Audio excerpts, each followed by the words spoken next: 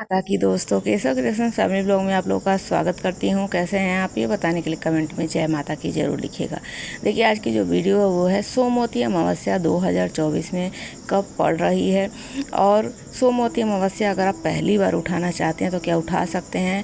अगर उठा सकते हैं तो क्या क्या आपको चाहिए, सामान ज़रूरी लेना होता है पहली बार में, और क्या है पूजा विधि, किस तरीके से पूजा करनी चाहिए, और सोमवती अमावस्या में फेरी लगाने के साथ साथ किन चीज़ों का दान हमें करना चाहिए। तो चलिए वीडियो में संपूर्ण जानकारी दूंगी। एक रिक्वेस्ट है, वीडियो को लाइक शेयर एंड सब्सक्राइब कीजिएगा। सबसे पहले जानते हैं सोमवती अमावस्या कब पड़ रही है। सोमवती अमावस्या पड़ रही है 2 सितंबर को 2024 में, भादो मास की। बहुत ही सर्वोत्तम है ये अमावस्या होने वाली है, क्योंकि भादो का महीना है और भादो मास में ये आप अमावस्या मिल रही है 2 सितंबर को। तो 2 सितंबर को आपको पूजा करनी है। अब चलिए जानते हैं क्या पहली बार व्रत उठा सकते हैं या नहीं है। तो देखिए, भादो के महीने में व्रत नहीं उठाया जाता है, तो लेकिन अगर आपके बड़े बुजुर्ग, सबसे सर्वोत्तम होता है सोमवती अमावस्या व्रत उठाने का। सावन का महीना, माघ, कार्तिक, इन महीनों में आप सोमवती अमावस्या अगर पड़ती है तो आप उठा सकते हैं पहली बार। बाकी अपने जो आपके घर के बड़े हैं अगर वो इजाज़त देते हैं, कहते हैं, तो आप व्रत उठा सकते हैं। पहली बार व्रत जब उठाया जाता है तो धान पान से उठाया जाता है। उसमें धान होता है, पान होता है और हल्दी होती है, उसको धान पान बोला जाता है। पहली बार व्रत जब शुरुआत करते हैं तो धान पान और हल्दी की फेरी लगाई जाती है। अब चलिए जानते हैं कि आपको घर से क्या क्या सामान ले जाना होता है सोमवती अमावस्या के दिन। तो देखिए, सबसे पहले आपको 1 लोटा जल लेना है, एक कोरे कपड़े का टुकड़ा लेना है, हल्दी पानी में घोलकर, या तो हल्दी घोल लीजिए, नहीं तो एप्पन भी बनाया जाता है। चावल को पीसकर और हल्दी और डालकर उसको एप्पन बनाया जाता है। तो अगर आप एप्पन नहीं बना पाते हैं तो हल्दी को घोलकर ही बना सकते हैं। एक कटोरे में आपको बना लेना है। उसके बाद आपको 108 फेरी जिसकी भी लगानी है, आप सिंदूर की, बिंदी की, चूड़ी की, चने की, मूंगफली की, राजमे की, किसी भी 108 फेरी ले सकते हैं, नहीं तो सभी को, कई चीज़ों को मिलाकर भी 108 की गिनती कर सकते हैं। उसके बाद आपको चावल भी लेना है साथ में। चावल में थोड़ी सी हल्दी ज़रूर मिला लेनी है आपको। एक दिया लेना है, धूप बत्ती लेनी है, और आपको चूड़ी, बिंदी, सिंदूर, कम से कम सुहाग की ये सामग्री आपको ज़रूर लेनी चाहिए, थोड़ी सी मात्रा में, क्योंकि सोना धोबिन को चूड़ी, सिंदूर, बिंदी का श्रृंगार किया जाता है। तो ये चीज़ें आपको ले लेनी है।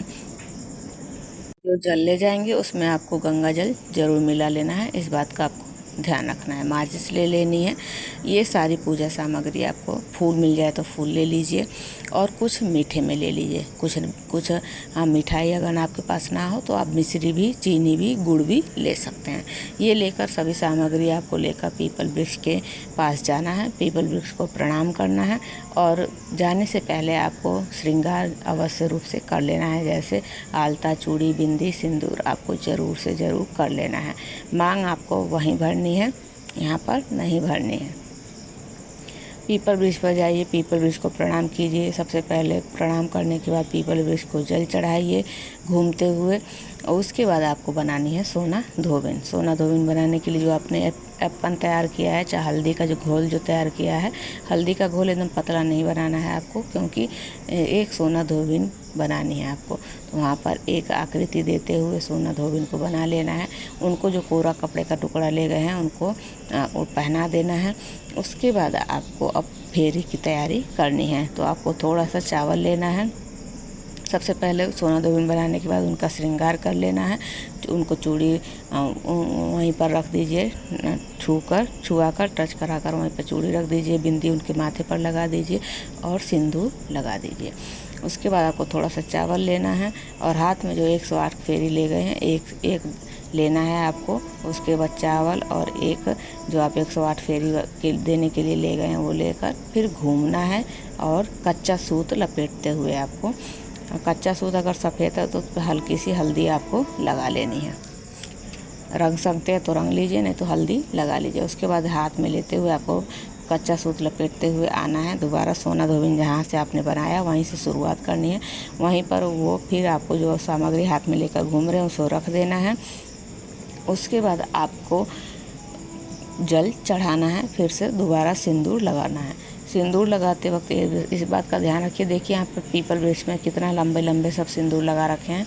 ये ऐसा कहा जाता है कि जितना लंबा आप लगा सकती हैं उतना लंबा लगाइए, उतनी आपके पति की दीर्घायु होती है।